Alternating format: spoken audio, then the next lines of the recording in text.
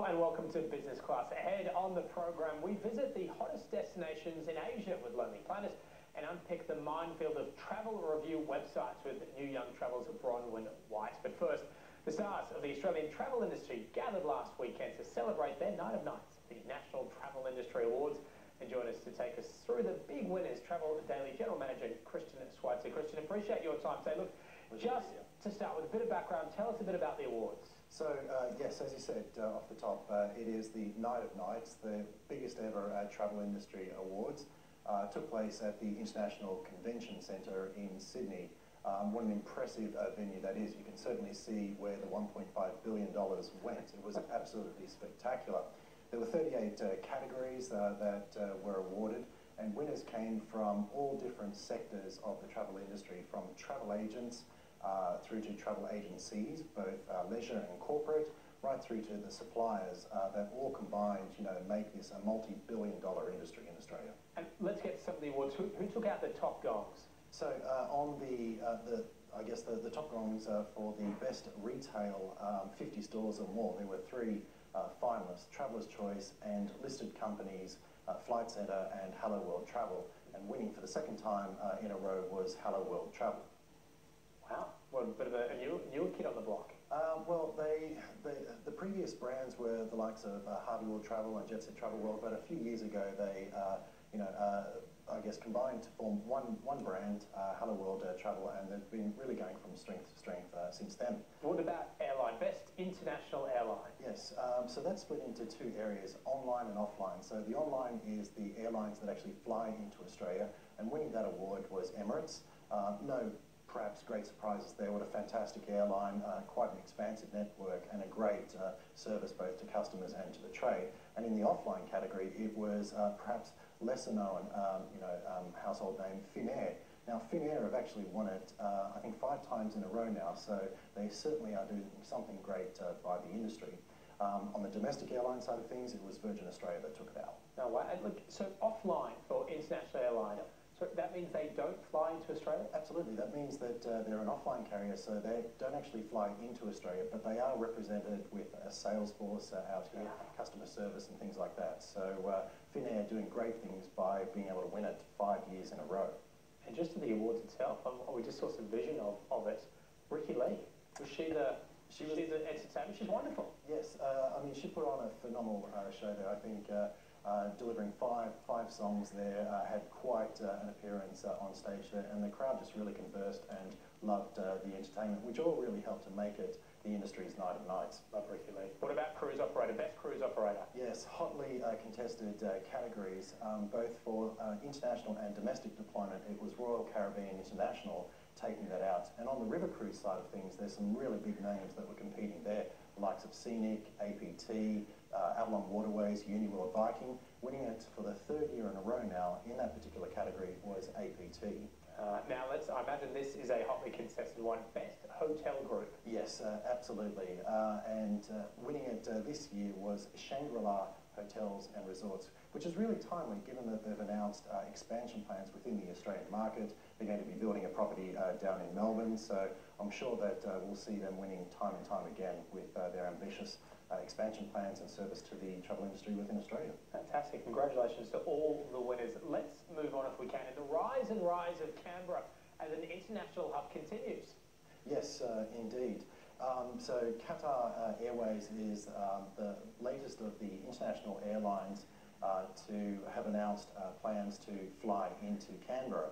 Commencing in February of next year, they'll be flying a service Doha via Sydney, short transit time in Sydney through to Canberra. The aircraft that we're operating is their Boeing 777s, so very modern aircraft, 42 business class seats, about 293 economy seats there, and all in all it's about a 16-hour journey, but it certainly is intending to bring a lot more travellers into Canberra, but also people from Canberra and nearing regions out via Canberra to Sydney, then up to Doha and beyond. Well, I wanted to ask, what do you put it down to, the sudden interest, I suppose, in Canberra as one of the stops? Well, it's competitiveness.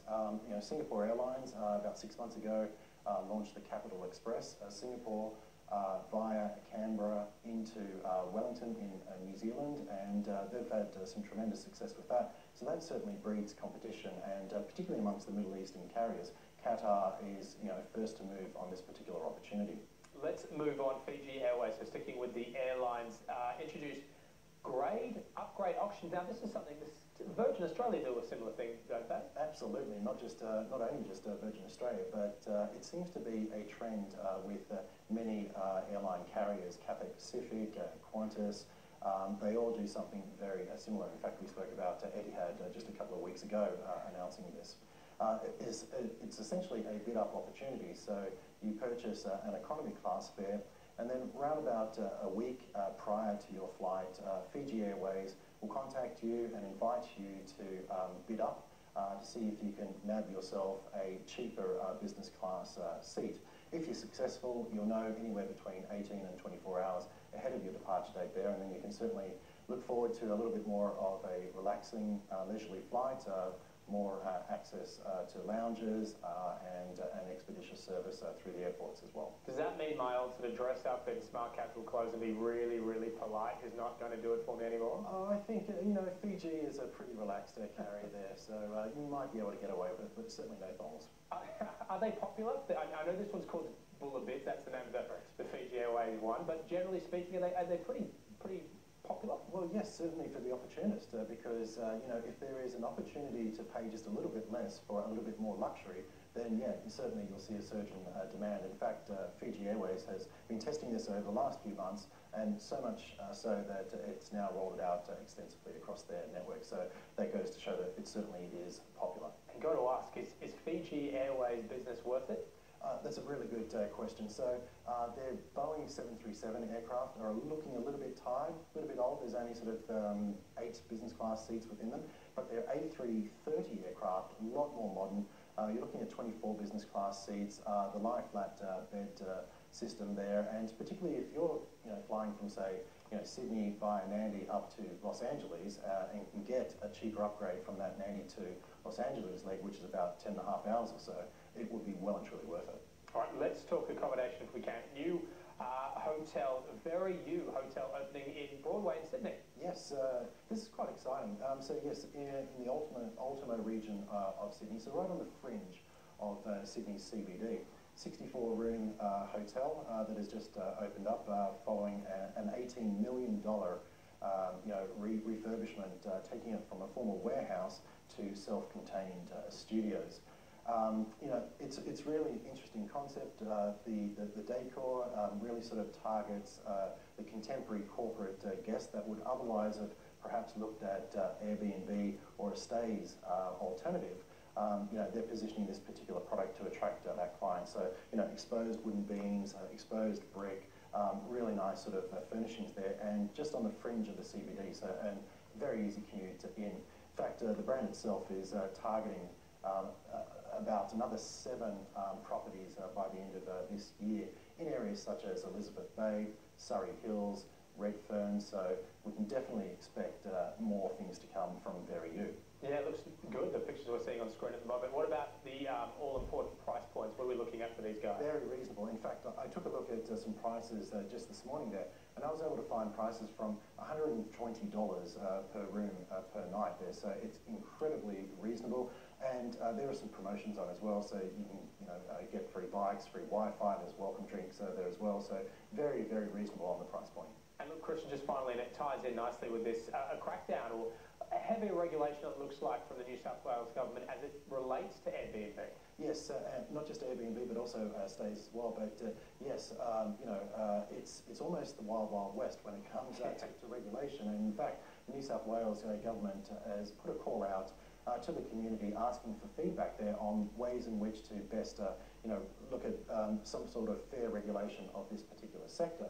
Right now there is so much variation between councils. So the Byron Bay Council differs from the Dubbo Council, which differs to Mosman Council in terms of what's permitted and what's not. What are the regulations around safety, fire hazard, waste disposal? So the New South Wales government is trying to rein this in there and get some sort of consensus as to how to best manage this particular sector.